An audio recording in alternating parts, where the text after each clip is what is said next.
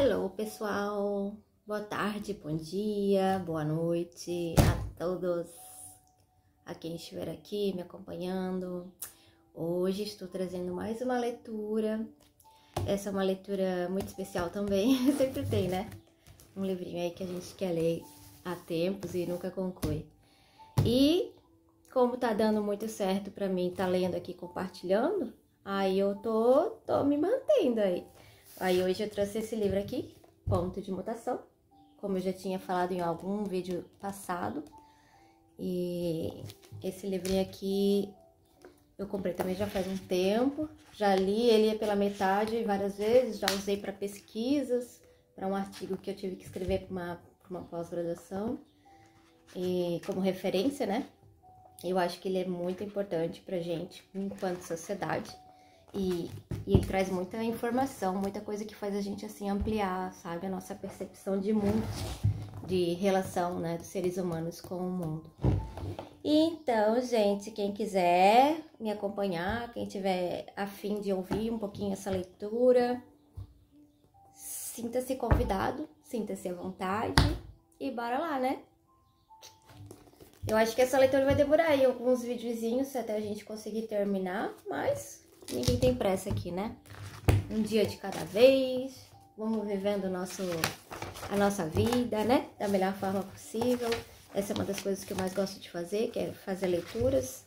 Eu gosto de ler alto mesmo, então pra mim não tá sendo nada ruim, assim, pelo contrário. Tá sendo muito bom. E é isso. Vamos embora! Então, é Ponto de Mutação, de Fritjof Capra. Ele é o autor do best-seller O Tal da Física. Esse livro trata, né, da ciência, a sociedade e a cultura emergente. E ele traz aqui uma convincente visão de uma nova realidade, a reconciliação da ciência e do espírito humano e o futuro que está para acontecer. Lindão. Fechou, galera. Vamos nessa. Querem saber quantas páginas tem? Vamos ver. Vamos ver. Vamos ter uma noção. 408.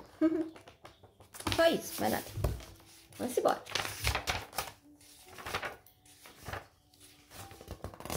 Aqui temos... São 12 capítulos. São 4 partes. Mas não vai dar pra seguir cada parte certinho, então só vamos seguindo, né? Agradecimentos, nota do autor, prefácio. Primeiro capítulo, primeira parte, crise e transformação. Capítulo 1, a inversão da situação. Vamos nessa, que isso aqui é baita, hein? Esse livro é monstro. As últimas 2 décadas do século XX vêm registrando um estado de profunda crise mundial. É uma crise complexa, multidimensional, cujas facetas afetam todos os aspectos de nossa vida. A saúde, o modo de vida, a qualidade do meio ambiente e das relações sociais, da economia, tecnologia e política. É uma crise de dimensões intelectuais, morais e espirituais. Uma crise de escala e premência sem precedentes em toda a história da humanidade. Pela primeira vez, temos que nos defrontar com a real ameaça de extinção da raça humana e de toda a vida no planeta. Estocamos dezenas de milhares de armas nucleares, suficientes para destruir o mundo inteiro várias vezes. E a corrida armamentista prossegue a uma velocidade incoercível. E é verdade, né, gente? Em novembro de 1978, vamos ver de quando que é esse livro aqui. Porque é muito atual também, né? Cadê? 2006. Ele escreveu o livro em 82, o ano que eu nasci. Mas essa edição aqui, 2006. Na verdade, é a 33ª reimpressão, 2019. Esse livro aqui é uma reimpressão, mas ele foi catalogado, né? A primeira edição foi em 86 e a catalogação foi 2006.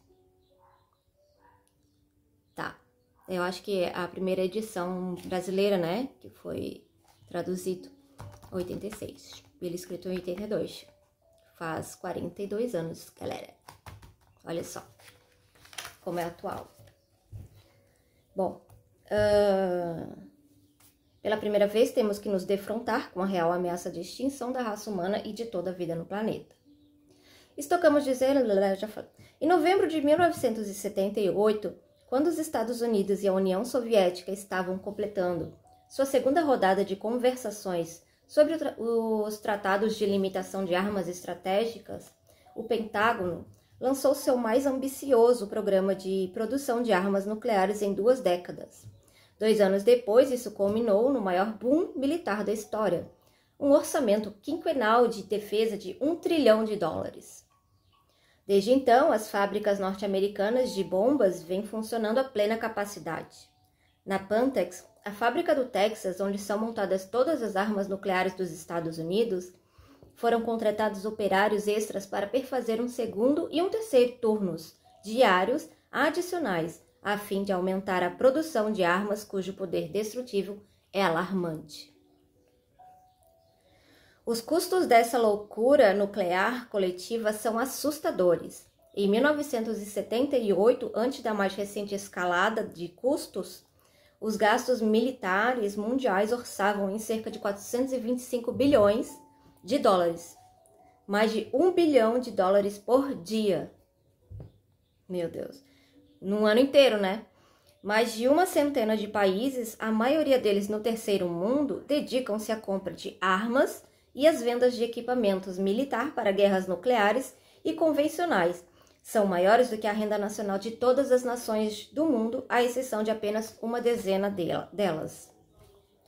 Enquanto isso, mais de 15 milhões de pessoas, em sua maioria crianças, morrem anualmente de fome. Outros 500 milhões de seres humanos estão gravemente subnutridos. Cerca de 40% da população mundial não tem acesso a serviços profissionais de saúde. Entretanto, os países em desenvolvimento gastam 3 vezes mais em armamentos do que em assistência à saúde da população. 35% da humanidade carecem de água potável, enquanto metade de seus cientistas e engenheiros se dedica à tecnologia da fabricação de armas. Isso foi em 82, eu não sei como esses números estão agora, tá? Mas não tá muito diferente, não. Não tá, não. Bom, nos Estados Unidos, onde o complexo militar industrial se converteu em parte integrante do governo, o Pentágono tenta persuadir a população de que construir mais e melhores armas tornará o país mais seguro. No entanto, ocorre exatamente o oposto. Mais armas nucleares significam mais perigo. Nestes últimos anos, tornou-se notória uma alarmante mudança na política de defesa norte-americana, que registra uma tendência a ampliar um arsenal nuclear que tem por objetivo não a retaliação, mas a iniciativa do primeiro ataque. Existem provas crescentes de que a estratégia de desferir o primeiro ataque deixou de ser uma opção militar para se tornar o objetivo central da política de defesa norte-americana. Em tal situação, cada novo míssil aumenta a probabilidade de uma guerra nuclear. As armas nucleares, elas não nos trazem segurança, como o establishment militar deseja que acreditemos. Elas meramente aumentam a probabilidade de uma destruição global.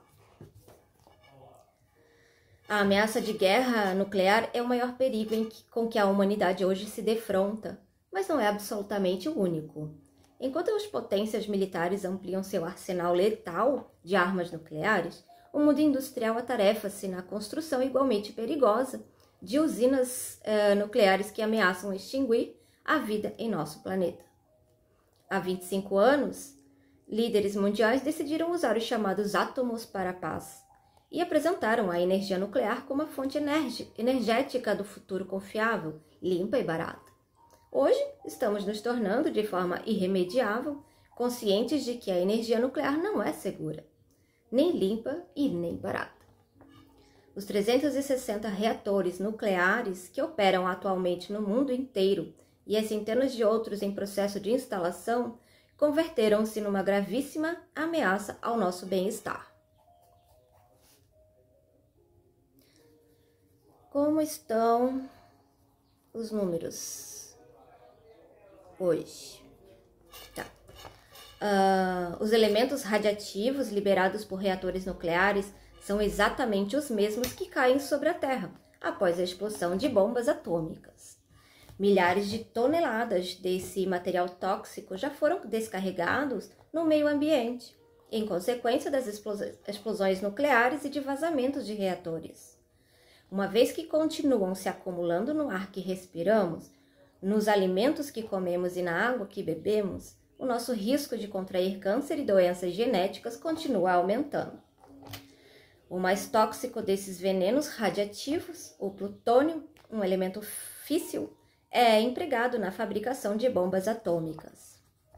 Assim, a energia nuclear e as armas nucleares estão inextricavelmente ligadas, sendo apenas aspectos diferentes da mesma ameaça à humanidade. Com sua proliferação contínua, a probabilidade de extinção global da vida na Terra torna-se maior a cada dia. Mesmo pondo de lado a ameaça de uma catástrofe nuclear, o ecossistema global e a futura evolução da vida na Terra estão correndo sério perigo e podem muito bem resultar num desastre ecológico em grande escala. A superpopulação e a tecnologia industrial têm contribuído de várias maneiras para uma grave deterioração no meio ambiente natural, do qual dependemos completamente.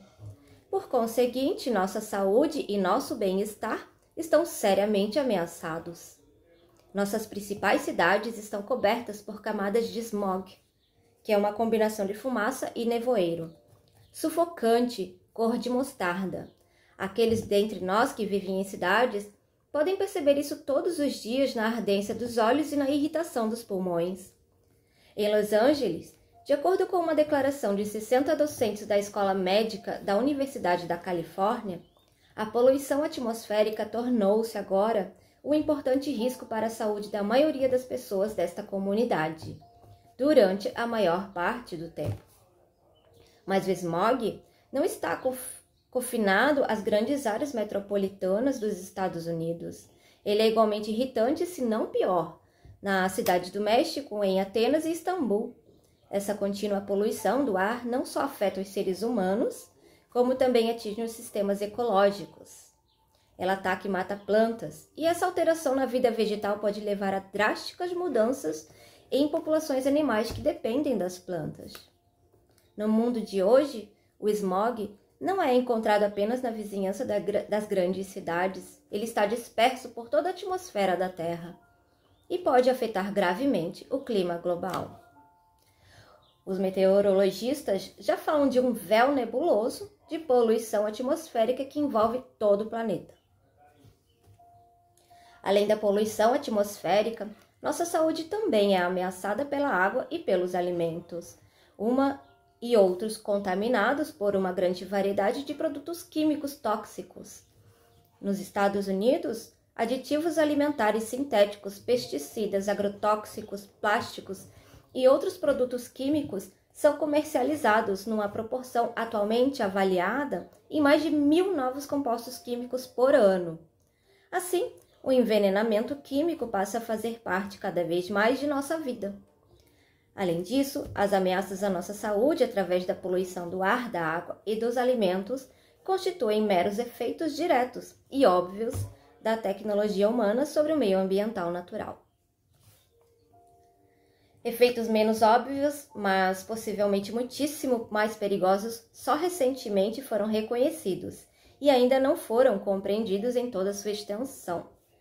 Contudo, tornou-se claro que nossa tecnologia está perturbando seriamente e pode até estar destruindo os sistemas ecológicos de que depende a nossa existência. A deterioração de nosso meio ambiente natural tem sido acompanhada de um correspondente aumento nos problemas de saúde dos indivíduos.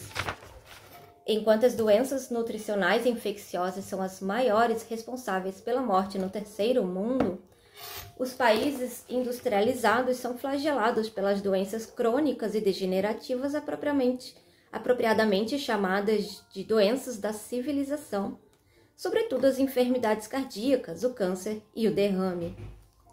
Quando o aspecto psicológico, a depressão grave, a esquizofrenia e outros distúrbios de comportamento parecem brotar de uma deterioração paralela de nosso meio ambiente social.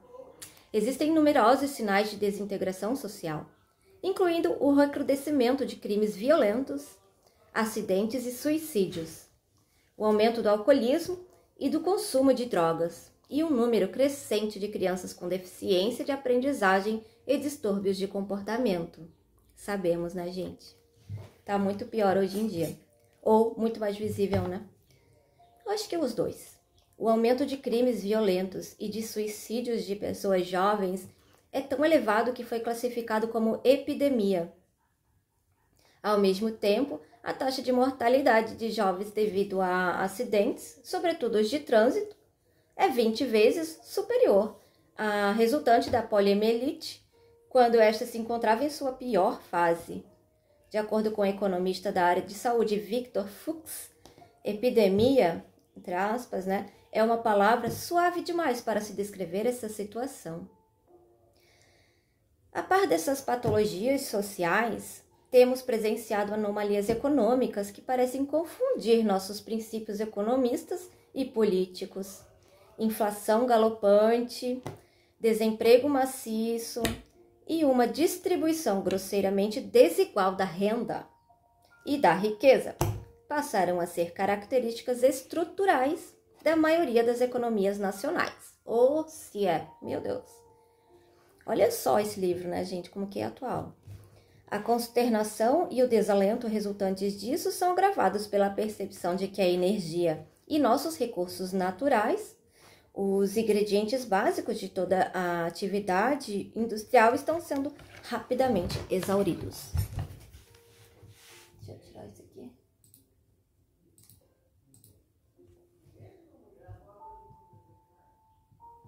Pronto. Ok, exauridos. Em face dessa tríplice ameaça de esgotamento energético, inflação e desemprego, os políticos já não sabem para onde se voltar a fim de minimizar o perigo. Eles e os meios de comunicação em massa argumentam a respeito de prioridades. Devemos tratar primeiro da crise energética ou combater a inflação. Mal sabiam eles da capacidade da nossa tecnologia, né? Porque nessa época nem existia internet ainda, imagina. Ele falou de meio de comunicação. Nossa, isso aqui que a gente tá fazendo aqui nem existia. E se existia era só na mente, né? Ou só para algumas pessoas que tinham contato já. Mas acho que não. Bom,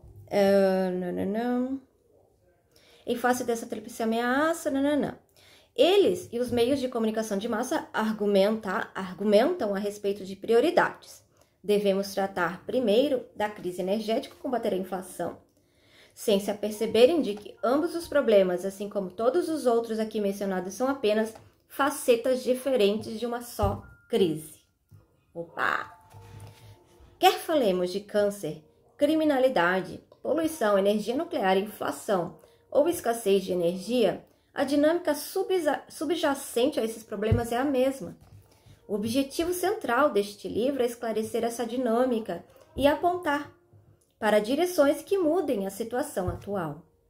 Todo mundo tem que ler esse livro, gente. Um sinal impressionante do nosso tempo é o fato de as pessoas que se presumem, serem especialistas em vários campos já não estarem capacitadas a lidar com os problemas urgentes que surgem, em suas respectivas áreas de especialização. Os economistas, acerca das causas do câncer, os psiquiatras, são mistificados pela esquizofrenia, a polícia ela vê-se impotente em face da criminalidade crescente e a lista vai por aí afora. Nos Estados Unidos, os presidentes costumavam recorrer a pessoas do mundo acadêmico em busca de assessoria, fosse diretamente ou através dos brain trusts e think tanks, criados explicitamente para conciliar o governo em várias questões políticas. Momento. Essa elite intelectual responsável pela tendência predominante do pensamento acadêmico quase sempre esteve de acordo sobre o âmbito conceitual básico subentendido em seus pareceres. Hoje, no entanto, esse consenso deixou de existir. Em 1979, a Washington Post publicou uma história com o título O Armário de Ideias Está Vazio, na qual pensadores preeminentes admitiam ser incapazes de resolver os mais urgentes problemas políticos da nação. Segundo o post, conversas com destacados intelectuais em Cambridge, Massachusetts e Nova York, de fato, não só confirmam que a corrente principal das ideias se dividiu em dúzias de riachos, mas que em algumas áreas secou por completo.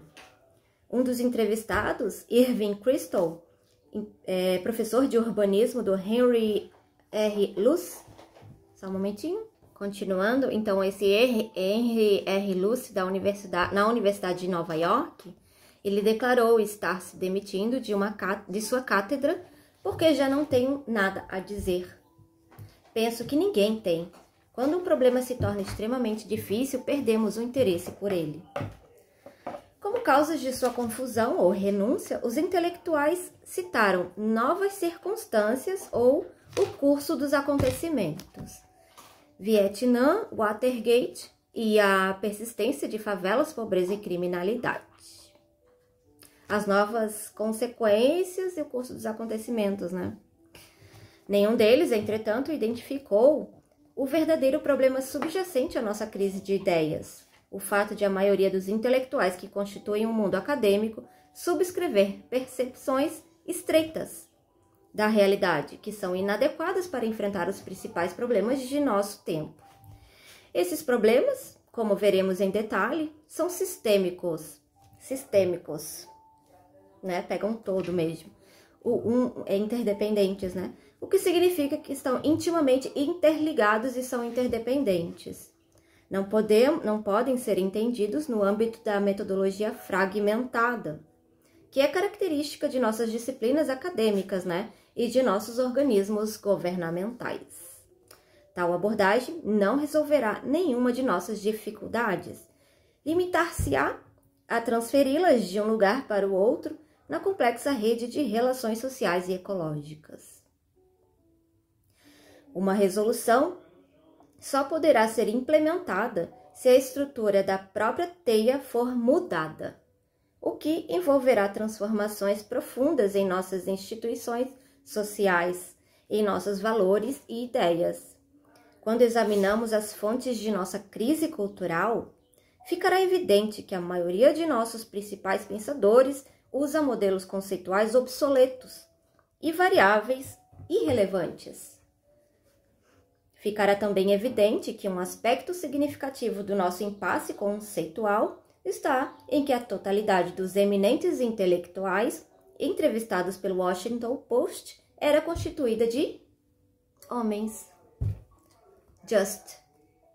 Para entender nossa multifacetada crise cultural, precisamos adotar uma perspectiva extremamente ampla e ver a nossa situação no contexto da evolução cultural humana. Temos que transferir nossa perspectiva no final do século XX para um período de tempo que abrange milhares de anos, substituir a noção de estruturas sociais estáticas por uma percepção de padrões dinâmicos de mudança. Vista desse ângulo, a crise apresenta-se como um aspecto de transformação. Os chineses, que sempre tiveram uma visão inteiramente dinâmica do mundo e uma percepção aguda da história, parecem estar bem cientes dessa profunda conexão entre crise e mudança. O termo que eles usam para crise, Wei-ji, é composto dos caracteres perigo e oportunidade. Os sociólogos ocidentais confirmaram essa intuição antiga. Estudos de períodos de transformação cultural em várias sociedades mostraram que essas transformações são tipicamente precedidas por uma variedade de indicadores sociais, muitos deles idênticos aos sintomas de nossa crise atual. Olha que interessante, né?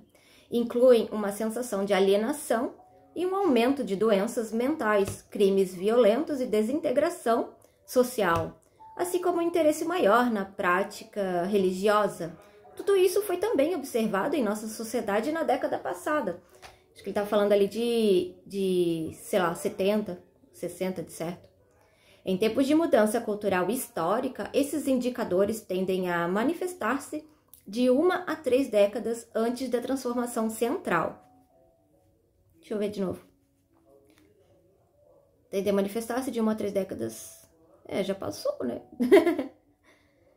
Aumentando em frequência e intensidade à medida que a transformação se avizinha e novamente declinando após sua ocorrência. Nossa. Queria muito ler um livro desse aqui de hoje, sabe? Se alguém souber de algum livro que trata dessas questões, eu vou adorar a recomendação.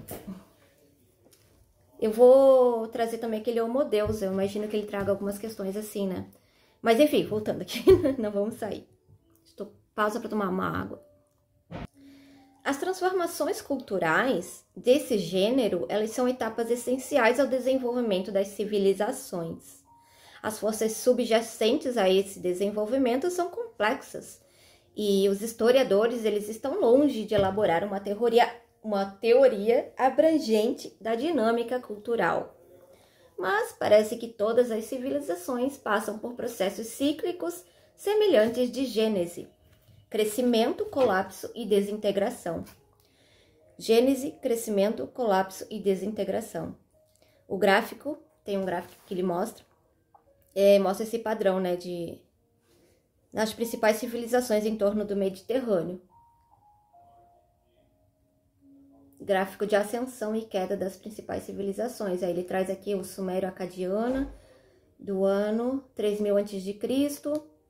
Aí vem a civilização egípcia, Egeia, Assíria, tudo fazendo assim, ó. Aí depois de Cristo a mesma coisa, aí vem a islâmica, a cristã ortodoxa, a ocidental. Vamos ver, né? A gente tá no ocidental ainda. Beleza, galera. Entre os mais notáveis, ainda que mais hipotéticos... deixa eu mostrar, né? Pra vocês não ficarem aí, tipo... Ai, o que ela tá falando? Dá pra ver? Dá, né? Beleza. Voltando.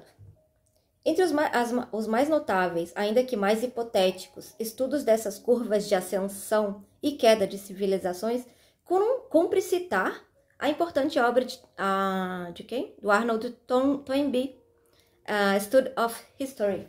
Eu tenho um livro dele aqui. Ok. Segundo Toynbee, a gênese de uma civilização consiste na transição de uma condição estática para atividade dinâmica. Essa transição pode ocorrer espontaneamente através da influência de alguma civilização já existente, ou através da desintegração de uma ou mais civilizações de uma geração mais antiga. Toynbee vê o padrão básico na gênese das civilizações como um padrão de interação, a que chama desafio e resposta.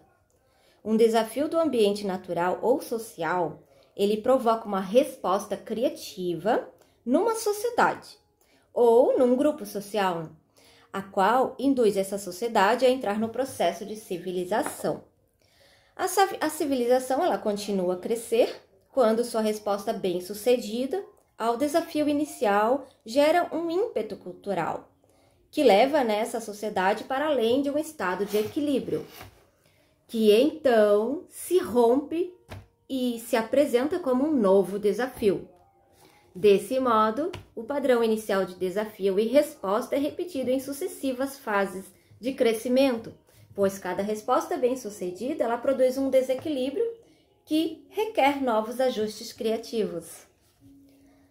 Tudo é assim, né? O ritmo recorrente no crescimento cultural, ele parece estar relacionado com processos de flutuação que têm sido observados ao longo dos tempos e sempre foram considerados parte da dinâmica fundamental do universo. Segundo os antigos filósofos chineses, todas as manifestações da realidade são geradas pela interação dinâmica entre dois polos de força, Yin e Yang. Muito bom, né? Heráclito, na Grécia Antiga, comparou a ordem do mundo a um fogo eternamente vivo que se acende e apaga conforme a medida. E Empédocles atribuiu as mudanças no universo ao fluxo e refluxo das duas forças complementares, a que chamou amor e ódio. A ideia de um ritmo universal fundamental também foi expressa por numerosos filósofos dos tempos modernos. Saint-Simon via a história das civilizações como uma série de períodos orgânicos e críticos que se alternavam. Herbert Spencer considerava que o universo passa por uma série de integrações e diferenciações.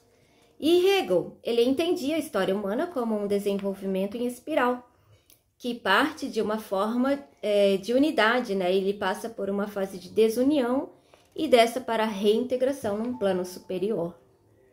Com efeito, a noção de padrões flutuantes parece ser sempre extremamente útil para o estudo da evolução cultural. Depois de atingirem o apogeu de vitalidade, as civilizações tendem a perder seu vigor cultural e declinam.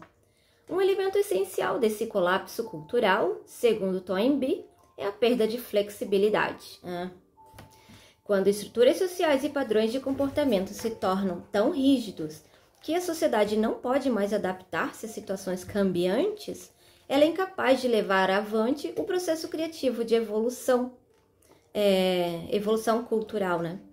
Entra em colapso e finalmente desintegra-se. Enquanto as civilizações em crescimento exibem uma variedade, uma versatilidade sem limites, as que estão em processo de desintegração, elas mostram uniformidade e ausência de inventividade, né? A perda de flexibilidade numa sociedade em desintegração é acompanhada de uma perda geral de harmonia entre seus elementos, né? O que inevitavelmente leva ao desencadeamento de discórdias e à ruptura social. Entretanto, durante o doloroso processo de desintegração, a criatividade da sociedade, sua capacidade, né, de resposta aos desafios, não se acha completamente perdida. Embora a corrente cultural principal se tenha petrificado após insistir em ideias fixas e padrões rígidos de comportamento, minorias criativas aparecerão em cena e darão prosseguimento ao processo de desafio e resposta. Olha só as minorias. As instituições sociais dominantes recusar-se-ão a entregar seus papéis de protagonistas a essas novas forças culturais, mas continuarão inevitavelmente a declinar. E a desintegração acontecerá, né? Inevitavelmente. As minorias criativas, elas poderão estar aptas a transformar alguns dos antigos elementos, dando-lhes uma nova configuração. O processo de evolução cultural continuará então, mas em novas circunstâncias e com novos protagonistas. Meu Deus, muito bom, né? Os padrões culturais descritos por Toynbee, eles parecem ajustar-se muito bem à nossa situação atual. Ao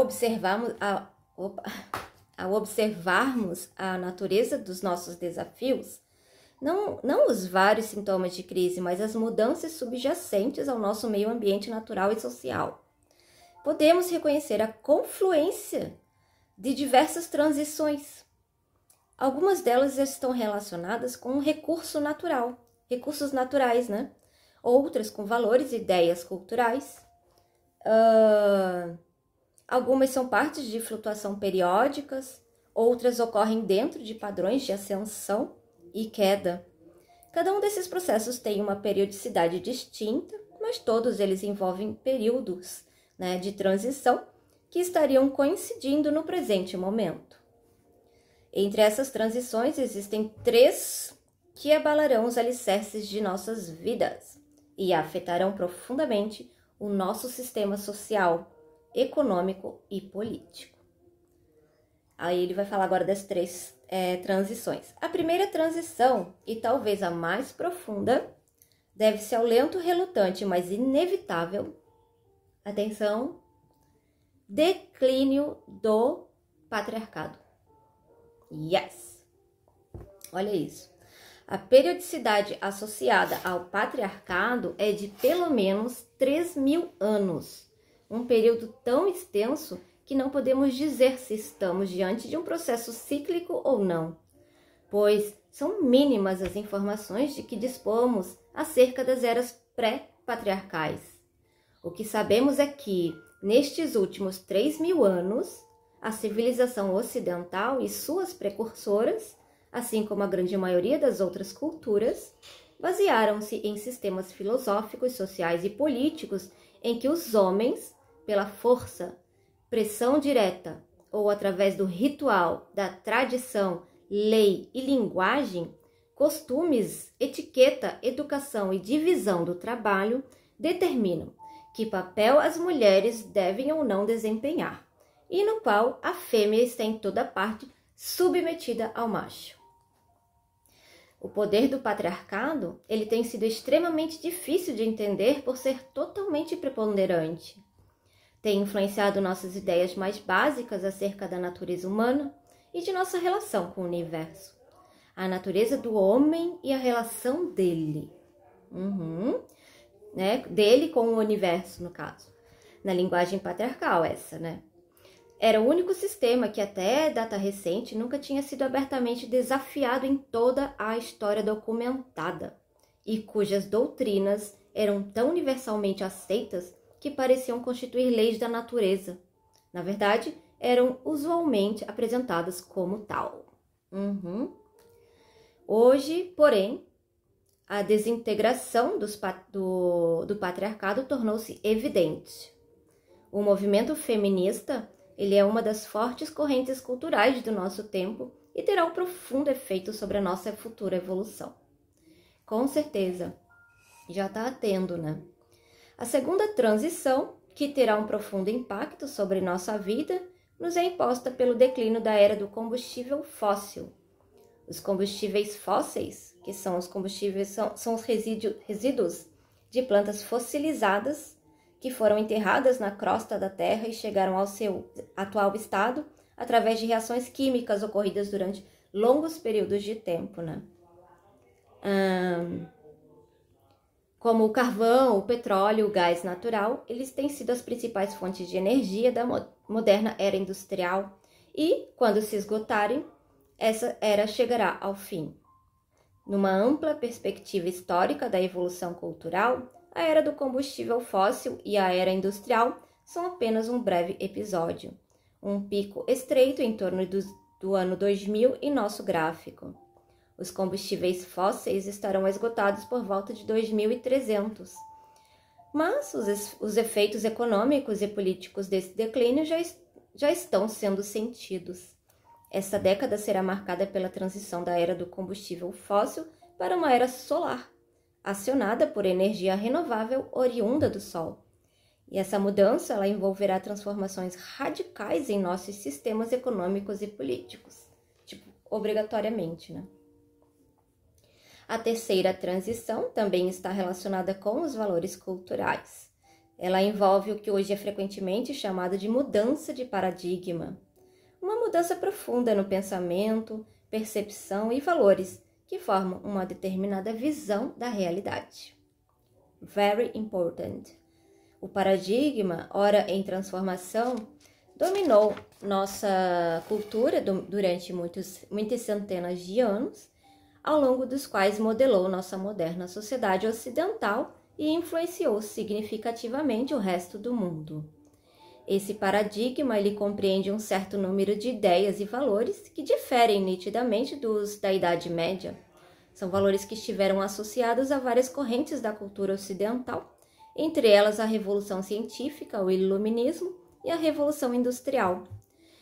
Incluem a crença de que o método científico é a única abordagem válida do conhecimento, a concepção do universo como um sistema mecânico composto de unidades materiais elementares, a concepção da vida em sociedade como uma luta competitiva pela existência e a crença do progresso material ilimitado, a ser alcançado através do crescimento econômico e tecnológico. Nas décadas mais recentes, conclui-se que todas essas ideias e esses valores eles estão seriamente limitados, né? E necessitam de uma revisão radical, sem dúvida. A partir de nossa ampla perspectiva da evolução cultural, a atual mudança de paradigma faz parte de um processo mais vasto. É uma flutuação notavelmente irregular de sistemas e valores que podem ser apontada ao longo de toda a civilização ocidental e da maioria das outras culturas. Essas mudanças flutuantes de valores e seus efeitos sobre todos os aspectos da sociedade, pelo menos no Ocidente. Elas foram mapeadas, né, pelo sociólogo Pitirim Sorokin numa monumental obra em 4 volumes, escrita em 1937 e 1941. O grandioso esquema de Sorokin para a síntese da história ocidental baseia-se na ascensão e no declínio cíclicos de 3 sistemas fundamentais de valores, subjacentes a todas as manifestações de uma cultura. Sorokin denomina esses 3 sistemas de valores de o sensualista, o ideacional e o idealístico. O sistema sensualista de valores, ele sustenta que só a matéria, ela é a realidade última, e que os fenômenos espirituais nada mais são do que uma manifestação da matéria. Esse é o sensualista. Ele professa que todos os valores éticos são relativos e que a percepção sensorial é a única fonte de conhecimento e verdade. O sistema ideacional de valores, ele é profundamente diferente. Ele sustenta que a verdadeira realidade se situa além do mundo material, do domínio espiritual, e que o conhecimento pode ser obtido através da experiência interior. Subscreve valores éticos absolutos e padrões sobre-humanos de justiça, verdade e beleza. As representações ocidentais do conceito ideacional de realidade espiritual incluem ideias platônicas, a alma e as imagens judaico-cristãs de Deus. Mas Sorokin, ele sublinha que ideias semelhantes são expressas no Oriente, de forma diferente nas culturas hindu, budista e taoísta. Sorokin afirma que os ritmos cíclicos de interação entre expressões sensualistas e ideacionais de cultura humana também produzem um estágio intermédio, sintetizador, o idealístico, o qual representa sua combinação harmoniosa. De acordo com as crenças idealísticas, a verdadeira realidade tem aspectos sensoriais e supersensoriais que coexistem numa unidade que abrange tudo. Assim, os períodos culturais idealísticos tendem a alcançar as mais elevadas e mais nobres expressões dos estilos ideacionais e sensualistas, né? Produzindo equilíbrio e integração e plena realização estética em arte, filosofia, ciência e tecnologia. Exemplos de tais períodos idealísticos são a Grécia dos séculos 5 e 6 a.C. e a Renascença europeia. Esses padrões básicos da expressão cultural humana produziram, segundo Sorokin, ciclos identificáveis na civilização ocidental, que ele plotou em dezenas de mapas de sistemas de crenças, guerras e conflitos intestinos, desenvolvimento científico e tecnológico, instituições jurídicas e várias outras instituições sociais. Ele também mapeou flutuações de estilos em arquitetura, pintura, escultura e literatura. No modelo de Sorokin, a atual mudança de paradigma e o declínio da era industrial constituem um outro período de maturação e declínio da cultura sensualista. No modelo de Sorokin, a atual mudança do paradigma e o declínio... A ascensão da nossa atual era sensualista, ela foi precedida pela ascendência da cultura ideacional durante a ascensão do cristianismo e o desenrolar da Idade Média, e pelo florescimento subsequente de um estágio idealístico durante a Renascença europeia. Foi o lento declínio dessas épocas ideacional e idealísticas nos séculos XV e XVI que abriu caminho para um novo período sensualista nos séculos XVII, XVIII e XIX. Uma era marcada pelo sistema de valores do iluminismo, pelas concepções científicas de Descartes e Newton e pela tecnologia da Revolução Industrial. No século XX, esses valores e ideias sensualistas estão novamente em declínio. Assim, em 1937, com grande previsão, Sorokin apontou como o crepúsculo da cultura sensualista a mudança de paradigma e as convulsões sociais que hoje estamos testemunhando. A análise de Sorokin sugere de modo sumamente convincente que a crise que estamos hoje enfrentando não é uma crise qualquer, mas uma grande fase de transição, como as que ocorreram em ciclos anteriores da história humana. Essas profundas transformações culturais, elas não ocorrem com muita frequência. Segundo Lewis Mumford, podem ter sido menos de meia dúzia em toda a história da civilização ocidental. Entre elas, o surgimento da civilização com o advento da agricultura, no comércio do Neolítico, a ascensão do cristianismo na época da queda do Império Romano e a transição da Idade Média para a Idade Científica. A transformação que estamos vivenciando agora poderá muito bem ser mais dramática do que qualquer das precedentes, porque o ritmo de mudança em nosso tempo é mais célere do que no passado, porque as mudanças são mais amplas, envolvendo o globo inteiro, e porque várias transições importantes estão coincidindo. As recorrências rítmicas e os padrões de ascensão e declínio que parecem dominar a evolução cultural humana conspiraram, de algum modo, para atingir ao mesmo tempo seus respectivos pontos de inversão. O declínio do patriarcado, o final da era do combustível fóssil e a mudança de paradigma que ocorre no crepúsculo da cultura sensualista, tudo está contribuindo para o mesmo processo global. A crise atual, portanto, ela não é apenas uma crise de indivíduos, governos ou instituições sociais, ela é uma transição de dimensões planetárias, como indivíduos, como sociedade, como civilização e como esse ecossistema, Ecossistema planetário.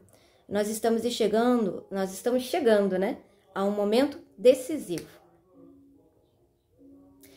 Transformações culturais dessa magnitude e profundidade não podem ser evitadas, não devem ser detidas, mas, pelo contrário, bem recebidas, pois são a única saída para que se evitem a angústia, o colapso e a mumificação. Necessitamos, a fim de nos preparar para a grande transição em que estamos prestes a ingressar, de um profundo reexame das principais premissas e valores de nossa cultura, de uma rejeição daqueles modelos conceituais que duraram mais do que sua utilidade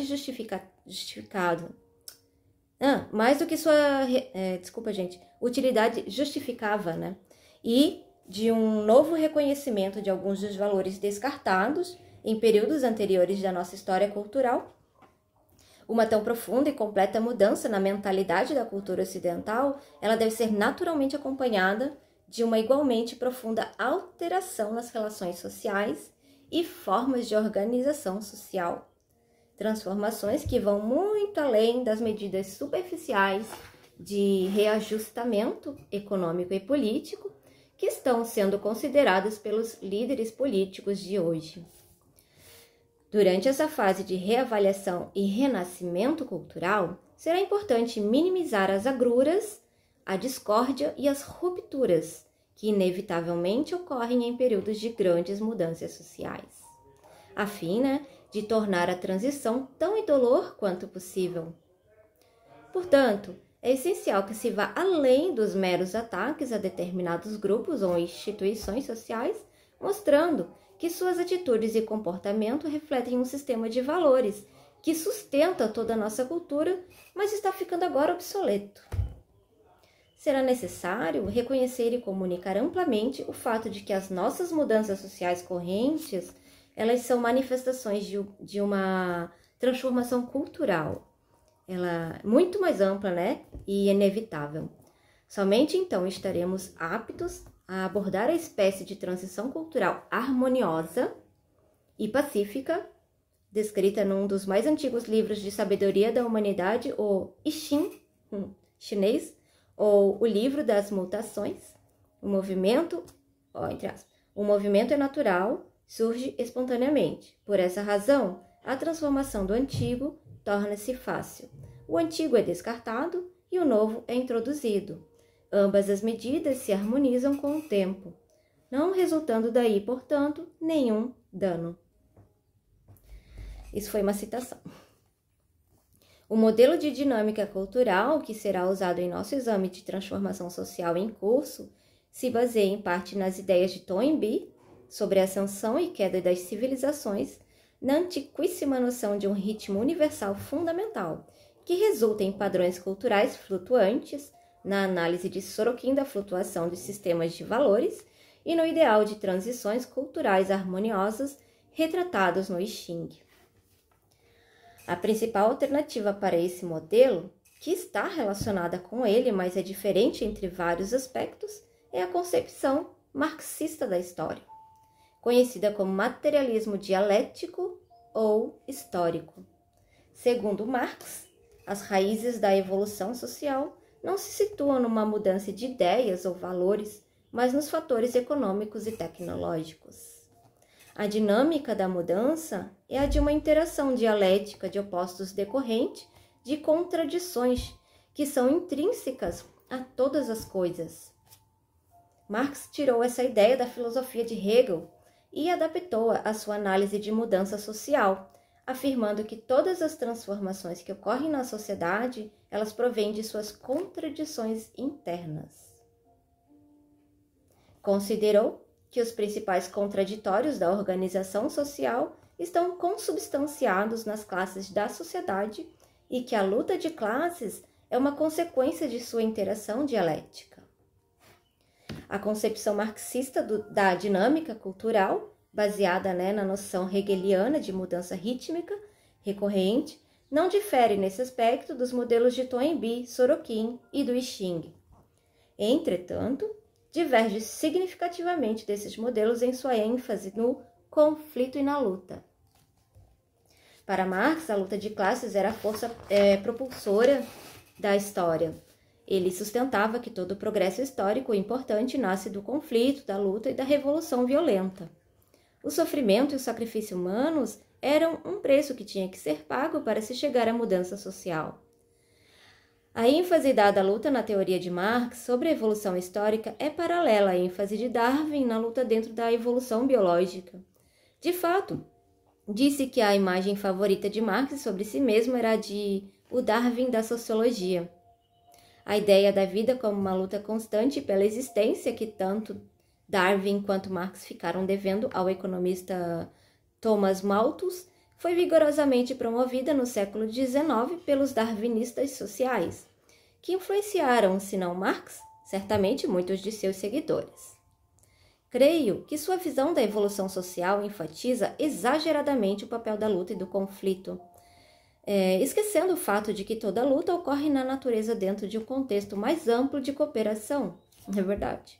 Embora no passado o conflito e a luta tenham ocasionado importantes progressos sociais e constituam com frequência uma parte essencial da dinâmica da mudança, isso não significa que sejam a fonte dessa dinâmica, Portanto, adotando a filosofia do I Ching, em vez da concepção marxista, acredito que o conflito deve ser minimizado em épocas de transição social. Eu também. Em nosso estudo dos valores e atitudes culturais, ao longo deste livro, faremos extenso uso de uma estrutura que é desenvolvida em detalhes no I Ching e constitui a própria base do pensamento chinês. Tal como a estrutura conceitual de Sorokin, baseia-se na ideia de contínua flutuação cíclica, mas envolve a noção muito mais ampla de dois polos arquetípicos, o Yin e o Yang, que sustentam o ritmo fundamental do universo. Os filósofos chineses viam a realidade, a cuja essência primária chamaram Tao, como um processo de contínuo fluxo e mudança. Na concepção deles, todos os fenômenos que observamos participam desse processo cósmico e são, pois, intrinsecamente dinâmicos. A principal característica do Tao é a natureza cíclica de seu movimento incessante, a natureza em todos os seus aspectos, tanto os do mundo físico quanto os do mundo psicológico e social, exibe padrões cíclicos.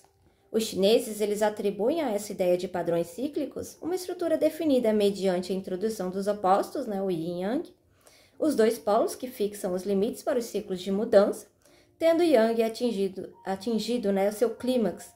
Ele retira-se em favor do Yin, tendo o Yin atingido o seu clímax, ele retira-se em favor do Yang. O equilíbrio, O equilíbrio.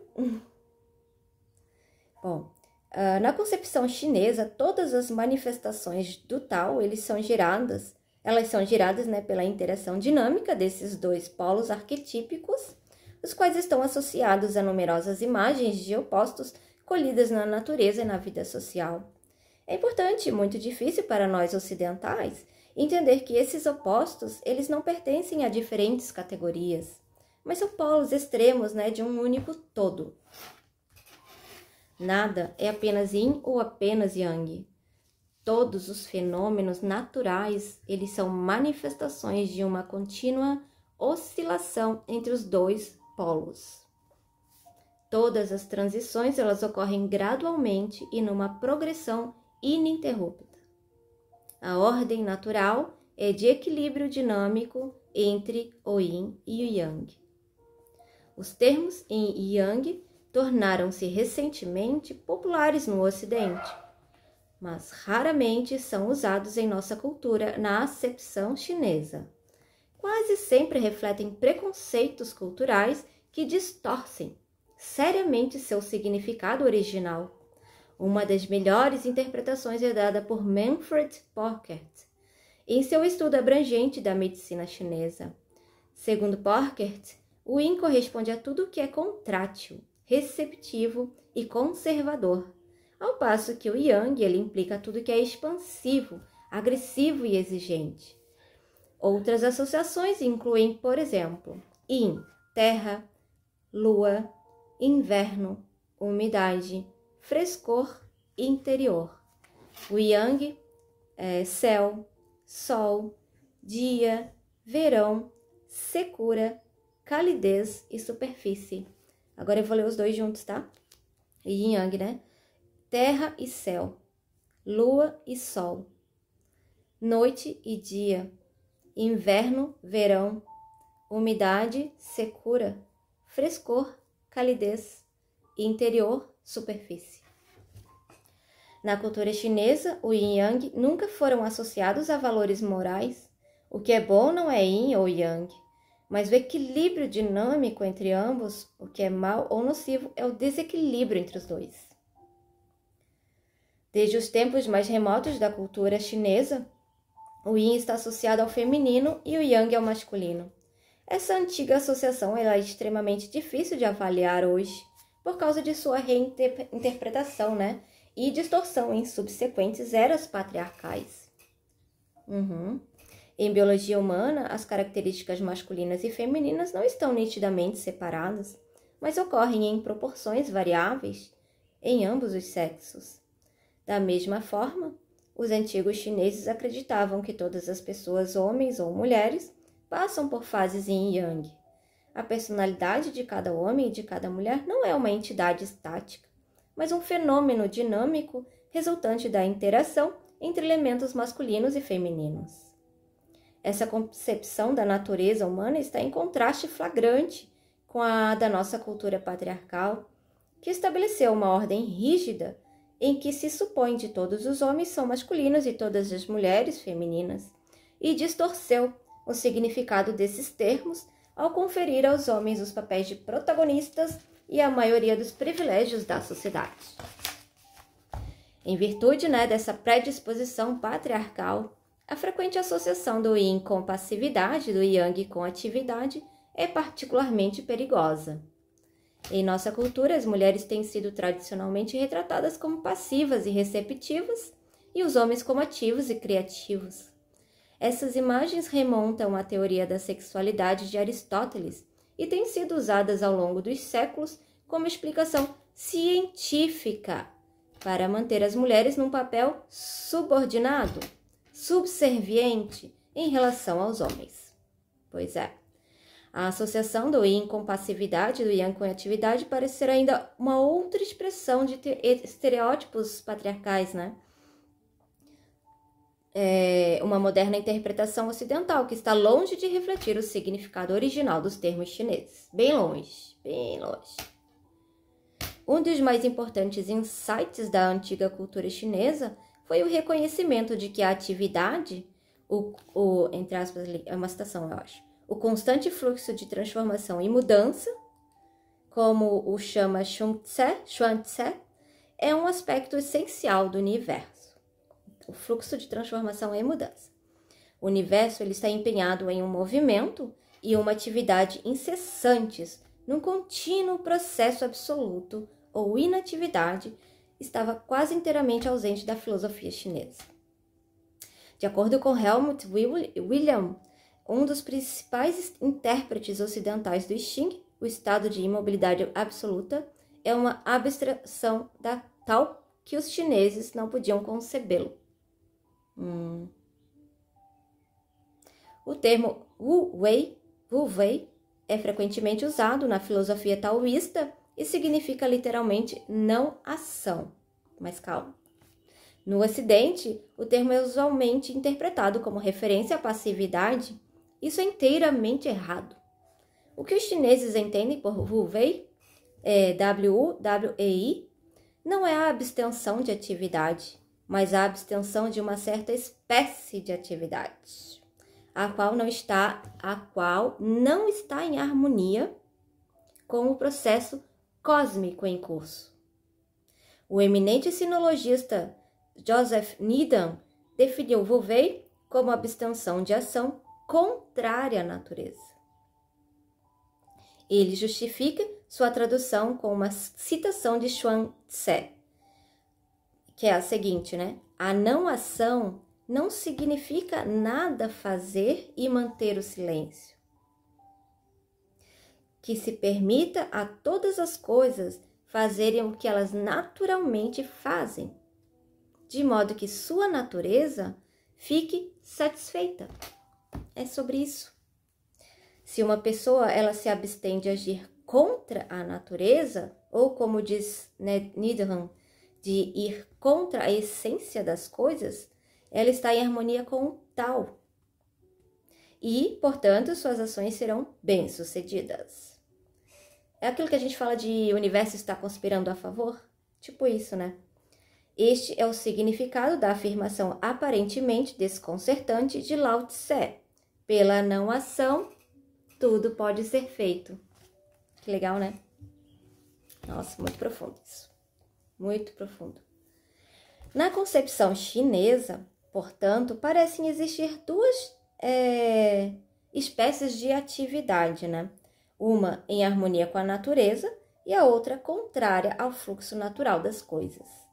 Não é alimentada a ideia de passividade, a ausência completa de qualquer ação. Logo, a frequente associação ocidental de Yin e do Yang com os comportamentos passivo e ativo, respectivamente, não parece compatível com o pensamento chinês. Em vista das imagens originais associadas aos dois polos arquetípicos, diríamos que o Yin pode ser interpretado como correspondente à atividade receptiva, consolidadora, cooperativa, e o Yang à atividade agressiva, expansiva e competitiva. A ação Yin tem consciência do meio ambiente e a ação Yang está consciente do eu.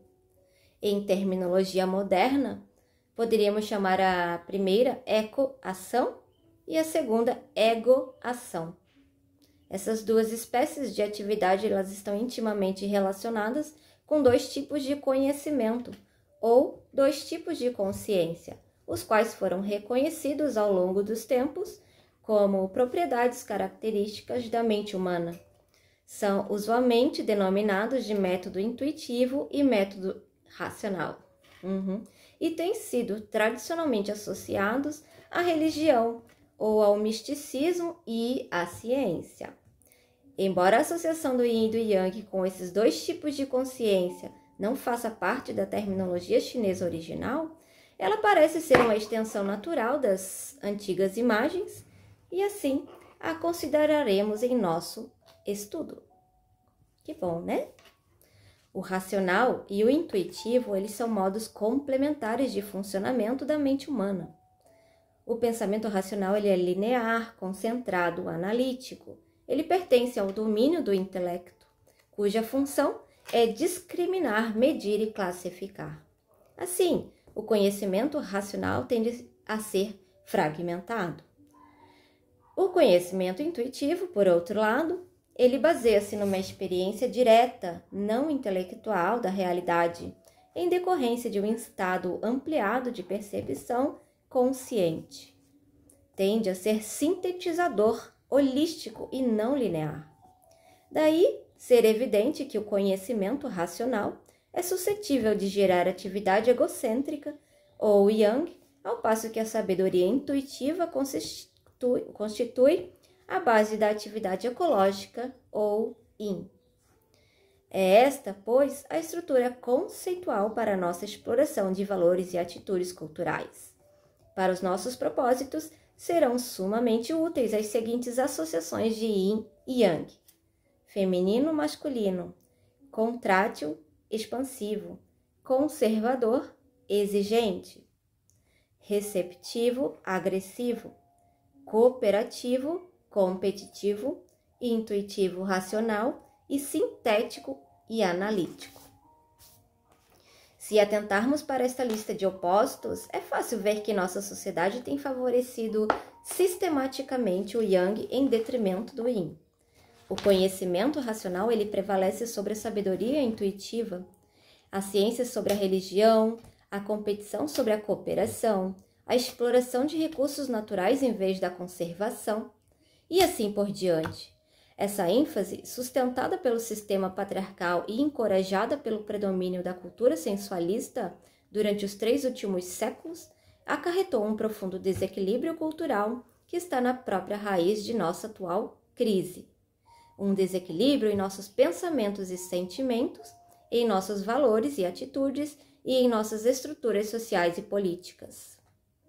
Ao descrever as várias manifestações desse desequilíbrio cultural, dedicarei especial atenção aos seus efeitos sobre a saúde, e quero usar o conceito de saúde numa acepção muito ampla, incluindo nele não só a saúde individual, mas também a saúde social e ecológica. Esses 3 níveis de saúde eles estão intimamente relacionados e nossa atual crise constitui uma séria ameaça aos 3. Pauzinho. Ela ameaça a saúde dos indivíduos, da sociedade e dos ecossistemas de que somos parte integrante. Totally.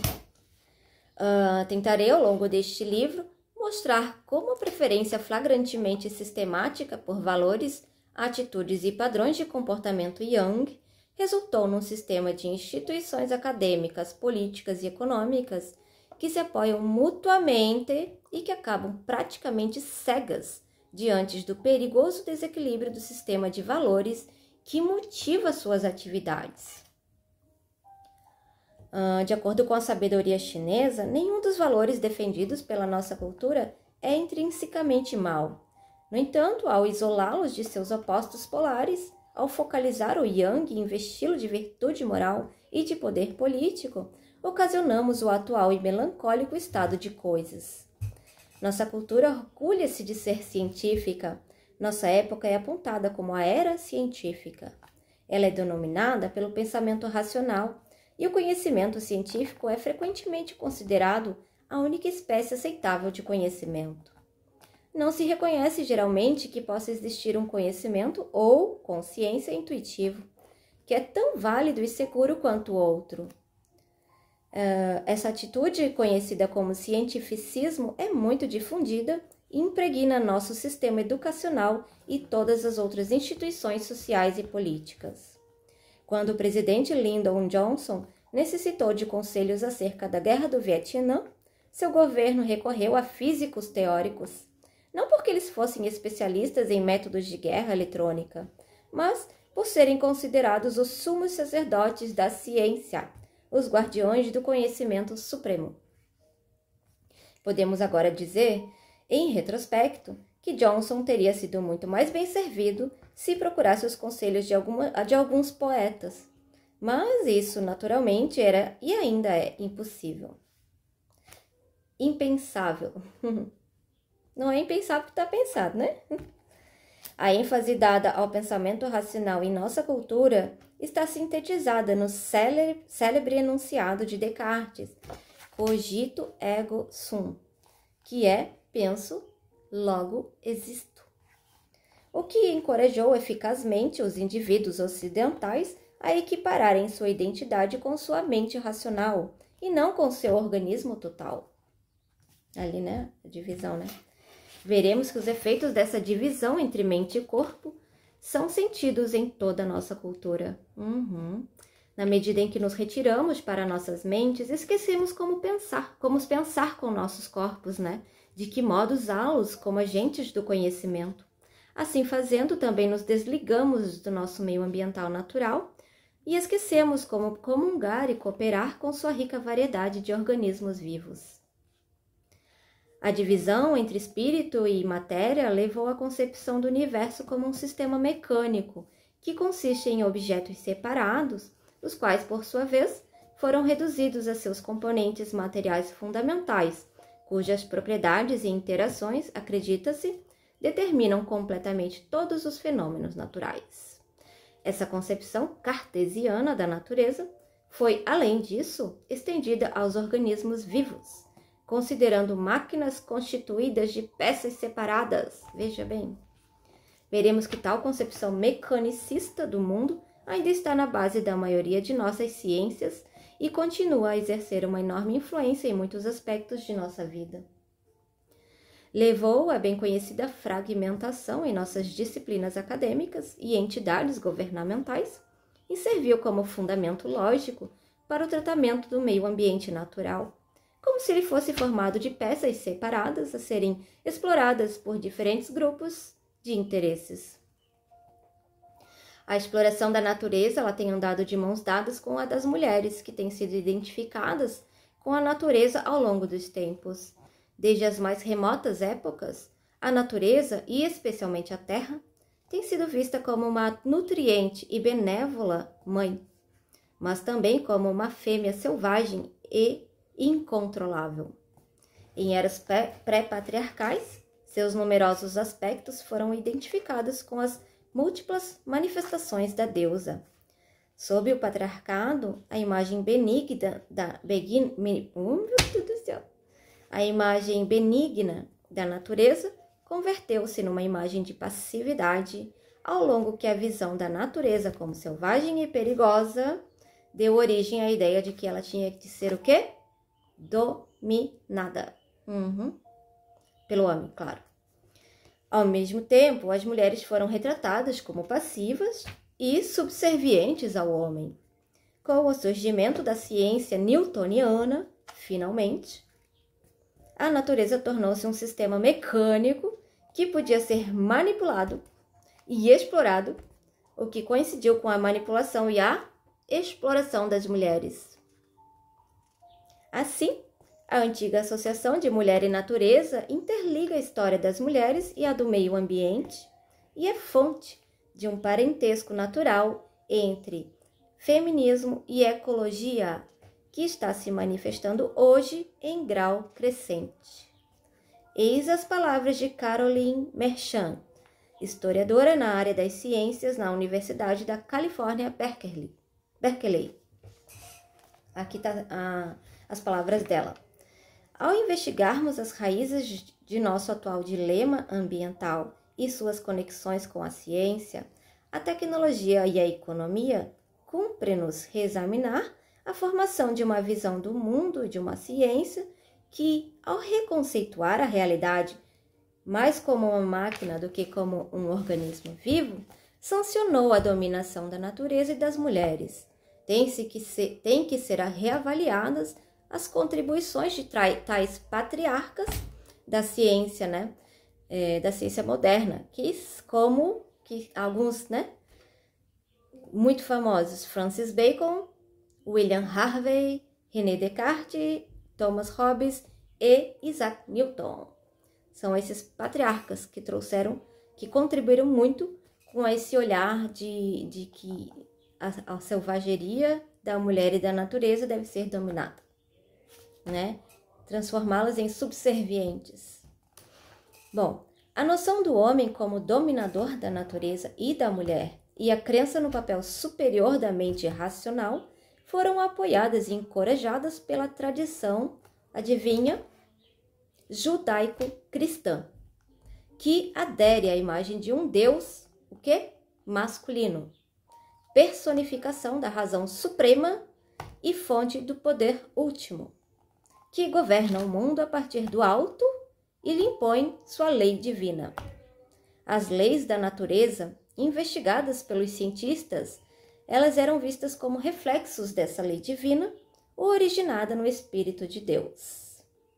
Hoje, está ficando cada vez mais evidente que a excessiva ênfase no método científico e no pensamento racional, analítico, levou a atitudes profundamente anti-ecológicas.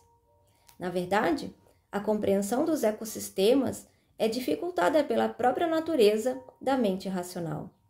O pensamento racional ele é linear, ao passo que a consciência ecológica ela decorre de uma intuição de sistemas não lineares.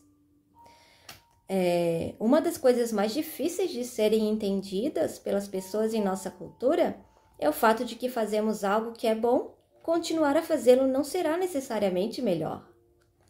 Essa é, em minha opinião, a essência do pensamento ecológico. Os ecossistemas eles se sustentam-se num equilíbrio dinâmico baseado em ciclos e flutuações, que são processos não lineares. Os empreendimentos lineares, como o crescimento econômico e tecnológico indefinido, ou, para dar um exemplo mais específico, a armazenagem de lixo radiativo durante grandes períodos de tempo, interferirão necessariamente no equilíbrio natural e, mais cedo ou mais tarde, causarão graves danos. Portanto, gente, a consciência ecológica somente surgirá quando aliarmos ao nosso conhecimento racional uma intuição da natureza não linear de nosso meio ambiente. Tal sabedoria intuitiva, ela é característica das nossas culturas tradicionais não letradas, especialmente a cultura dos índios americanos, gente, em que a vida foi organizada em torno de uma consciência altamente refinada do meio ambiente. Na corrente principal de nossa cultura, por outro lado, foi negligenciado o cultivo da sabedoria intuitiva. Isso pode estar relacionado com o fato de que em nossa evolução ocorreu uma crescente separação entre os aspectos biológicos e culturais da natureza humana. A evolução biológica da espécie humana parou há uns 50 mil anos. Daí em diante, a evolução processou-se não mais genética, mas social e culturalmente, enquanto o corpo e o cérebro humanos permaneceram essencialmente os mesmos em estrutura e tamanho. Gente, olha que isso. Em nossa civilização, modificamos a tal ponto nosso meio ambiente durante essa evolução cultural que perdemos o contato com nossa base biológica e ecológica, mais do que qualquer outra cultura e qualquer outra civilização no passado. Essa separação manifesta-se numa flagrante disparidade entre o desenvolvimento do poder intelectual, o conhecimento científico e as qualificações tecnológicas, por um lado, e a sabedoria, a espiritualidade e a ética, por outro. O conhecimento científico e tecnológico cresceu enormemente depois que os gregos se lançaram na aventura científica no século VI a.C., mas durante estes 25 séculos não houve praticamente nenhum progresso na conduta das questões sociais. A espiritualidade e os padrões morais de Lao Tse e Buda, que também viveram nos séculos VI a.C., não eram claramente inferiores aos nossos. Nosso progresso, portanto, foi uma questão predominantemente racional e intelectual, e essa evolução unilateral atingiu agora um estágio alarmante, uma situação tão paradoxal que beira a insanidade. Oh, yes! Podemos controlar aos pousos suaves de espaçonaves em planetas distantes, mas somos incapazes de controlar a fumaça poluente expelida por nossos automóveis e nossas fábricas. Paradoxos. Propomos a instalação de comunidades utópicas em gigantescas colônias espaciais, mas não podemos administrar nossas cidades. O mundo dos negócios faz-nos acreditar que o fato de gigantescas indústrias produzirem alimentos especiais para cachorros e cosméticos, né, é um sinal de nosso elevado padrão de vida, enquanto os economistas tentam dizer-nos que não dispomos de recursos para enfrentar os custos de uma adequada assistência à saúde, os gastos com educação ou transportes públicos. A ciência médica e a farmacologia estão pondo em perigo nossa saúde, e o Departamento de Defesa tornou-se a maior ameaça à segurança nacional. São esses os resultados da exagerada ênfase dada ao nosso lado yang, ou masculino, conhecimento racional, análise, expansão, e da negligência a que ficou sujeito o nosso lado yin, ou feminino, sabedoria intuitiva, síntese e consciência ecológica. A terminologia yang, ela é especialmente útil na análise do desequilíbrio cultural, que adota um amplo ponto de vista ecológico, um ponto de vista que também poderia ser chamado de concepção sistêmica, no sentido da teoria geral dos sistemas. Essa teoria ela considera o mundo em função da inter-relação e interdependência de todos os fenômenos. Nessa estrutura chama-se sistema um todo integrado, cujas propriedades elas não podem ser reduzidas às suas partes. Organismos vivos, sociedades e ecossistemas são sistemas. É fascinante perceber que a antiga ideia chinesa de Yang está relacionada com uma propriedade essencial dos sistemas naturais que só recentemente começou a ser estudada pela ciência ocidental. Os sistemas vivos, eles são organizados de tal modo que formam estruturas de múltiplos níveis. Cada nível ele é dividido em subsistemas, sendo cada um deles um todo em relação às suas partes e uma parte relativamente a todos maiores. Assim, as moléculas elas combinam-se para formar as organelas, as quais por seu turno se combinam para formar as células. As células formam tecidos e órgãos, os quais formam sistemas maiores, como o aparelho digestivo ou o sistema nervoso. Estes formam sistemas maiores, como... sistema nervoso. Estes, finalmente, combinam-se para formar, quem mais, quem menos? A mulher, o homem, seres vivos. E a ordem estratificada não termina aí. As pessoas formam famílias. Aqui ele fez uma entre parênteses, ordem estratificada, que ele vai se referir no capítulo 9, tá? Não termina aí. As pessoas, elas formam famílias, tribos, sociedades, olha só que legal, né? Nações. Todas essas entidades, das moléculas aos seres humanos e destes aos sistemas sociais, eles podem ser considerados todos. No sentido de serem estruturas integradas e também partes de todos, maiores, né? Em níveis superiores de complexidade. De fato, veremos que partes e todos, num sentido absoluto, não existem. Arthur Koestler criou a palavra holons para designar esse subsistema que são simultaneamente todos e partes, e enfatizou que cada holon tem duas tendências opostas, uma tendência integrativa, que funciona como parte do todo maior, e uma tendência autoafirmativa, que preserva sua autonomia individual. Num sistema biológico ou social, cada holon deve afirmar sua individualidade, a fim de manter a ordem estratificada do sistema, mas também deve submeter-se às exigências do todo, a fim de tornar o sistema viável. Essas duas tendências são opostas, mas complementares. Num sistema saudável, um indivíduo, uma sociedade ou um ecossistema, existe equilíbrio entre integração e autoafirmação. Esse equilíbrio não é estático, mas consiste numa interação dinâmica entre duas tendências complementares, o que torna todo o sistema flexível e aberto à mudança. A relação entre a moderna teoria geral dos sistemas e o antigo pensamento chinês torna-se agora evidente. Os sábios chineses, eles parecem ter reconhecido a polaridade básica característica dos sistemas vivos. A autoafirmação ela é conseguida através do comportamento yang, exigente, agressivo, competitivo, expansivo, e, no tocante ao comportamento humano, através do pensamento linear, analítico.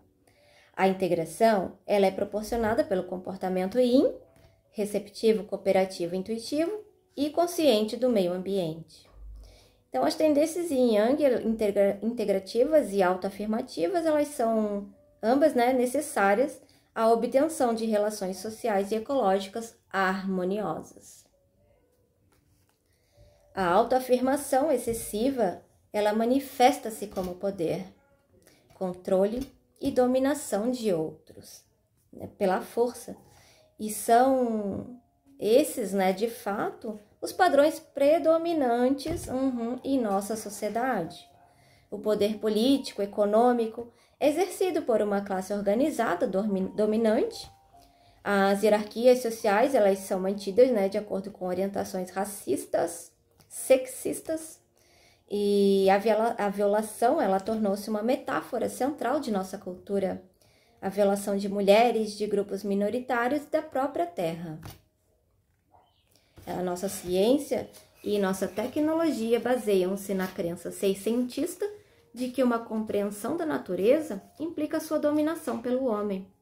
Combinada com o modelo mecanicista do universo, que também se originou no século XVIII e com XVII, e com a excessiva ênfase dada ao pensamento linear, essa atitude produziu uma tecnologia que é malsã e inumana.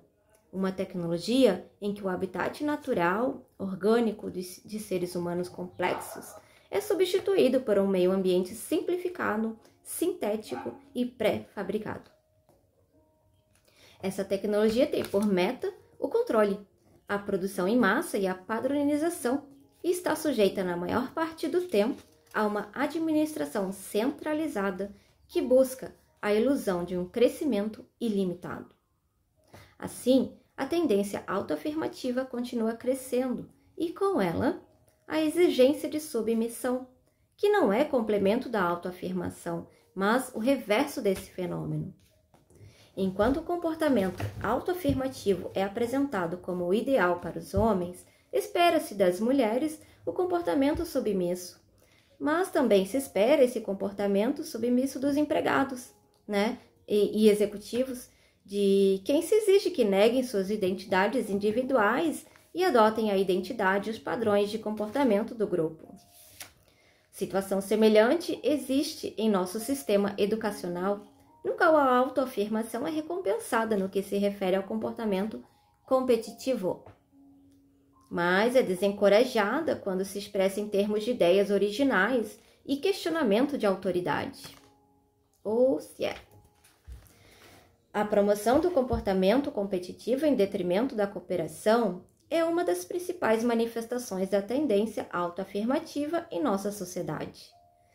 Tem suas raízes na concepção errônea da natureza, defendida pelos darwinistas sociais do século XIX, que acreditavam que a vida em sociedade deve ser uma luta pela existência regida pela sobrevivência dos mais aptos. Assim, a competição passou a ser vista como a força impulsora da economia, a abordagem agressiva tornou-se um ideal no mundo dos negócios e esse comportamento combinou-se com a exploração dos recursos naturais a fim de criar padrões de consumo competitivo. É evidente que o comportamento agressivo competitivo, se fosse absolutamente o único, tornaria a vida impossível. Mesmo os indivíduos mais ambiciosos, mais orientados para a realização de determinadas metas, necessitam de apoio compreensivo, contato humano e de momentos de espontaneidade e descontração. Em nossa cultura, espera-se com frequência, força-se a mulher a satisfazer essas necessidades. Assim, secretárias, recepcionistas, aeromoças, enfermeiras e donas de casa executam tarefas que tornam a vida mais confortável e criam a atmosfera em que os competidores podem triunfar. Elas alegram seus patrões e fazem cafezinho para eles. Ajudam a apaziguar conflitos no escritório. São as primeiras a receber visitantes e a entretê-los com conversas amenas. Nos consultórios médicos e hospitais, são as mulheres que estabelecem contato humano com pacientes que iniciam o processo de cura. Nos departamentos de física, as mulheres fazem chá e servem bolinhos, em torno dos quais os homens discutem suas teorias. Todos esses serviços envolvem atividades ou integrativas e, como têm um status inferior em nosso sistema de valores ao das atividades yang, ou autoafirmativas, quem as desempenha, então, recebe salários inferiores.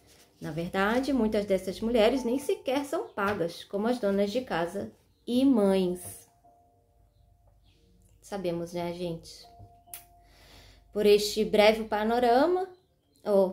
esta breve panorâmica de atitudes e valores culturais, podemos ver que nossa cultura promoveu e recompensou sistematicamente os elementos yang, masculinos ou autoafirmativos da natureza humana, e desprezou os aspectos yin, femininos e intuitivos.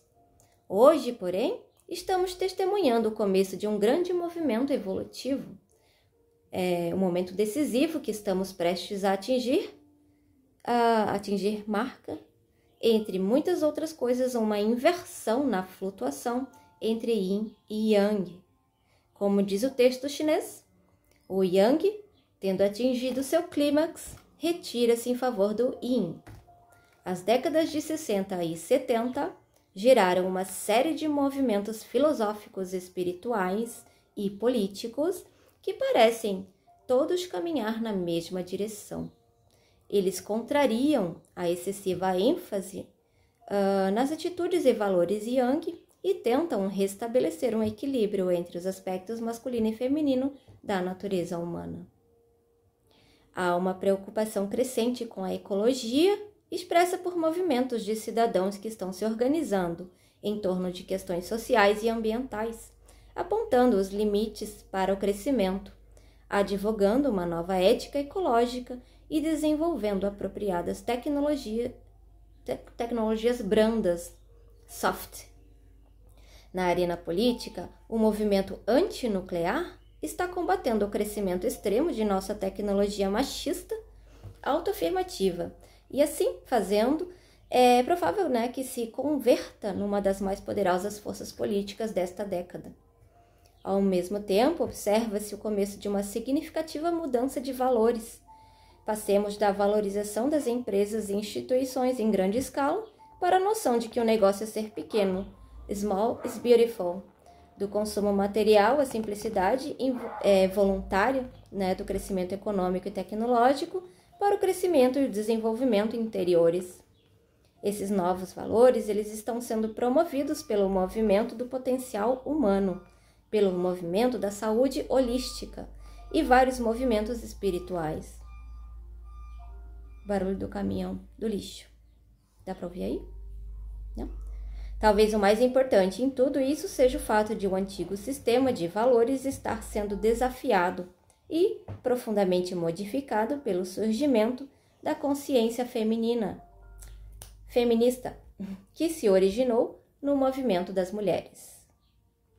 Esses vários movimentos formam o que o historiador cultural Theodore Roszak, ecopsicologia, gente, muito bom, denominou contracultura. Até agora, muitos deles vêm atuando separadamente e ainda não se deram conta de como seus objetivos se interrelacionam, Assim, o movimento do potencial humano e o movimento da saúde holística carecem frequentemente de uma perspectiva social, ao passo que os movimentos espirituais tendem a ser falhos em relação à consciência ecológica, com gurus orientais que ostentam símbolos ocidentais de status capitalistas e se dedicam à construção de seus impérios econômicos. Entretanto, alguns movimentos começaram recentemente a formar coalizões. Como era de se esperar, o movimento ecológico e o movimento feminista estão juntando forças em numerosas questões, Notadamente, a energia nuclear e grupos ambientais, grupos de consumidores e movimentos de libertação étnica estão começando a estabelecer contatos. É de se prever que, uma vez reconhecido o caráter comum de seus objetivos, todos esses movimentos passem a fluir juntos e formem uma poderosa força de transformação social. Chamarei essa força de cultura nascente. De acordo com o modelo persuasivo de Toynbee de dinâmica cultural, aqui vem uma citação do Toynbee, tá? Durante a desintegração de uma civilização, duas peças separadas com diferentes enredos são representadas simultaneamente. Enquanto uma imutável minoria dominante está perpetuamente repetindo o espetáculo de sua própria derrota, novos desafios estão constantemente suscitando novas respostas criativas das minorias recém-recrutadas, que proclamam seu próprio poder criativo, mostrando-se progressivamente à altura da situação. O drama do desafio e resposta continua sendo representado, mas em novas circunstâncias e com novos atores. Dessa ampla perspectiva histórica, assiste-se à chegada e partida rítmica de culturas, e a preservação de tradições culturais nem sempre constitui o objetivo mais desejado. O que temos de fazer para minimizar as agruras e provações da mudança inevitável é reconhecer o mais claramente possível as novas condições e transformar nossas vidas e nossas instituições sociais de acordo com elas. Quero salientar que os físicos podem desempenhar um importante papel nesse processo. Desde o século XVII, a física tem sido o exemplo brilhante de uma ciência exata, servindo como modelo para todas as outras ciências. Durante 2 séculos e meio, os físicos se utilizaram de uma visão mecanicista do mundo para desenvolver e refinar a estrutura conceitual do que é conhecido como física clássica. Basearam suas ideias na teoria matemática de Isaac Newton, na filosofia de René Descartes e na metodologia científica defendida por Francis Bacon. E desenvolveram-nas, de acordo com a concepção geral de realidade predominante nos séculos 17, 18 e 19. Pensava-se que a matéria era a base de toda a existência, e o mundo material era visto como uma profusão de objetos separados. Objetos separados montados numa gigantesca máquina. Tal como as máquinas construídas por seres humanos, achava-se que a máquina cósmica também consistia em peças elementares. Por conseguinte, acreditava-se que os fenômenos complexos eles podiam ser sempre entendidos, desde que fossem reduzidos a seus componentes básicos e fossem investigados os mecanismos através dos quais esses componentes interagem. Essa atitude, conhecida como reducionismo, ficou tão profundamente arraigada em nossa cultura que tem sido frequentemente identificada como um método científico. As outras ciências aceitaram os pontos de vista mecanicista e reducionista da física clássica como a descrição correta da realidade, adotando-os como modelos para suas próprias teorias. Os psicólogos, sociólogos e economistas, ao tentarem ser científicos, sempre se voltaram naturalmente para os conceitos básicos da física newtoniana. No século XX, entretanto, a física passou por várias revoluções conceituais, que revelaram claramente as limitações da visão de mundo mecanicista e levam a uma visão orgânica, ecológica, que mostra grandes semelhanças com as visões dos místicos de todas as épocas e tradições. O universo deixou de ser visto como uma máquina, composta de uma profusão de objetos distintos, para apresentar-se agora como um todo harmonioso e indivisível, uma rede de relações dinâmicas que incluem o observador humano e sua consciência de um modo essencial. O fato de a física moderna a manifestação de uma extrema especialização da mente racional estar agora estabelecendo contato com o misticismo, essência da religião e manifestação de uma extrema especialização da mente intuitiva, mostra de uma bela forma a unidade e a natureza complementar dos modos racional e intuitivo, de consciência, yin yang. Portanto, os físicos eles podem fornecer o background científico para as mudanças de atitudes e de valores de nossa sociedade. Tão fácil convencer Os físicos eles podem fornecer o background científico para as mudanças de atitudes e de valores de que nossa sociedade tão urgentemente necessita. Numa cultura dominada, pela ciência, será muito mais fácil convencer nossas instituições sociais da necessidade de mudanças fundamentais se pudermos apoiar nossos argumentos em uma base científica. Com certeza. É justamente nesse particular que os físicos podem atuar. A física moderna ela pode mostrar às outras ciências que o pensamento científico não tem que ser necessariamente reducionista e mecanicista, que as concepções holísticas e ecológicas também são cientificamente válidas. Uma das principais lições que os físicos tiveram que aprender neste século foi o fato de que todos os conceitos e teorias que usamos para descrever a natureza são limitados. Em virtude das limitações essenciais da mente racional, temos de aceitar o fato de que, como disse Werner Heisenberg, toda palavra e todo conceito, por mais claros que possam parecer, tem apenas uma limitada gama de aplicabilidade. As teorias científicas elas não estarão nunca aptas a fornecer uma descrição completa e definitiva da realidade. Serão sempre aproximações da verdadeira natureza das coisas. Em termos claros, os cientistas eles não lidam com a verdade, eles lidam com descrições da realidade limitadas e aproximadas. No início do século, quando os físicos estenderam o alcance de suas investigações aos domínios dos fenômenos atômicos e subatômicos, tomaram subitamente consciência das limitações de suas ideias clássicas e tiveram que rever radicalmente muitos de seus conceitos básicos acerca da realidade. A experiência de terem de questionar a própria base de sua estrutura conceitual e de se verem forçados a aceitar profundas modificações de suas mais caras ideias foi marcante e frequentemente dolorosa para esses cientistas, sobretudo durante as primeiras 3 décadas do século, mas foi recompensada por insights profundos da natureza da matéria e da mente humana. Acredito que essa experiência pode servir como uma lição útil para outros cientistas, muitos dos quais chegaram agora aos limites da visão de mundo cartesiana em seus respectivos campos.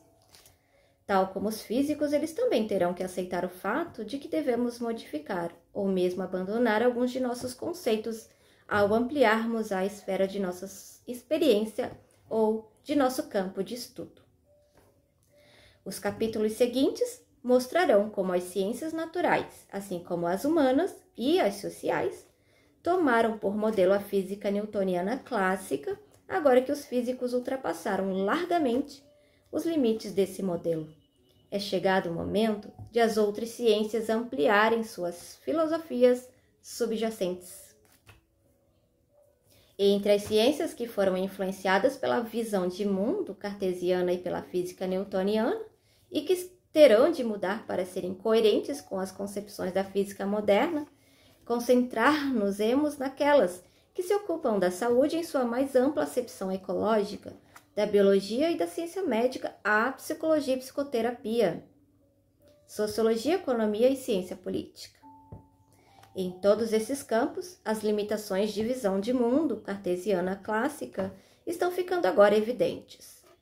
Para transcender os modelos clássicos, os cientistas terão de ir muito além da abordagem mecanicista e reducionista, tal como se fez na física e adotar enfoques holísticos e ecológicos.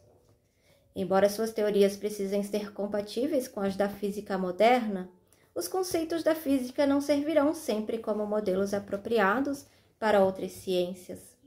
Entretanto, poderão ser muito úteis.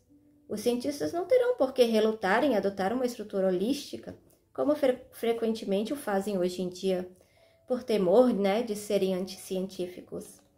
A física moderna ela pode mostrar-lhes que tal estrutura é não só científica, mas está de acordo com as mais avançadas teorias científicas sobre a realidade física. Acabou, gente. Acabou o primeiro capítulo e a primeira parte sendo tendo apenas um capítulo, que foi a inversão da situação. Falamos da crise e transformação. Bom, no próximo vídeo continuamos no parte 2, os dois paradigmas, capítulo 2, a máquina do mundo newtoniana. Vai ser muito interessante, gente. Já tô ansiosa. Mas agora eu preciso ir-me e eu continuo no próximo vídeo. Beijos no coração e até a próxima. Bye, bye!